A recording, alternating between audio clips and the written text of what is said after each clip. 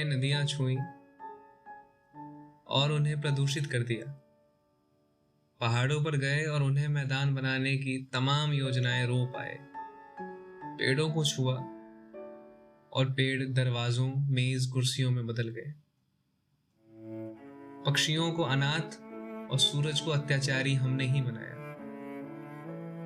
बादल रूठ गए पेड़ों की हत्या से। धरती बंजर होती रही और मौसम निर्दयी। हमने आकाश को छुआ और उसकी छाती में छेद हो गया। हमने अग्नि छुई और वह घरों को जलाने लगी। दंगों में पागलों की तरह इधर उधर भागती हुई उसने तमाम गांव, शहर, गली, नुक्कड़ जला दिए। हमने शब्दों को छुआ, उनके अर्थ मर गए। कविताओं को हमने ही बांझ बनाया, कवियों को हमने ही पालतू बनाया। हमने किताबों को ऐसे छुआ कि वे बेअसर हो गई। हमने पत्थर छुए और वे देवता हो गए। स्त्रियों को छुआ और वो सदियों तक खुद को छला हुआ महसूस करती रही। गांवों को शहरों की तरह छुआ और शहरों को शिकारियों की तरह। बच्चों को छूते समय हम भूल गए कि भविष्य को छू रहे हैं हम। भविष्य को छूने की कला हमें आई ही नहीं। हम बच्चों को छू छू कर बड़ा करते रहे, जबकि दुनिया में वही थे जिसमें सुंदरता बची थी।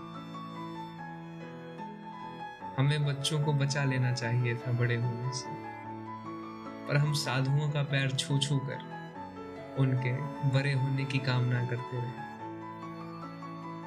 हमें पता ही नहीं था कैसे छुआ जाता है एक किन्नर को, एक समलैंगिक को, एक गर्भवती स्त्री को। हमें नहीं मालूम था कैसे छुआ जाता है पृथ्वी, जल, आकाश, अग्नि और वायु। कैसे छुआ जाता है जाती हुई प्रेयसी का हाथ, छूटते हुए प्राणों के पंख, डूबते हुए आदमी का दृश्य, तैरते हुई मछली का विश्वास, उड़ती हुई चिड़िया का स्वप्न और गिरते हुए पानी की प्यास।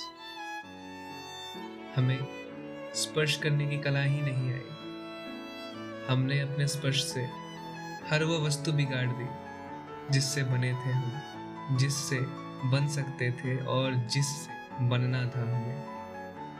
हमारे लिए बस एक ही सजा है, हम स्पर्श को तरसते रहें। जब तब हम स्पर्श करना चाहें कुछ भी, हमारी हथेलियां तितलियों की तरह उड़ जाए और हम बिना हाथों के अपनी हथेलियों को पकड़ न सके।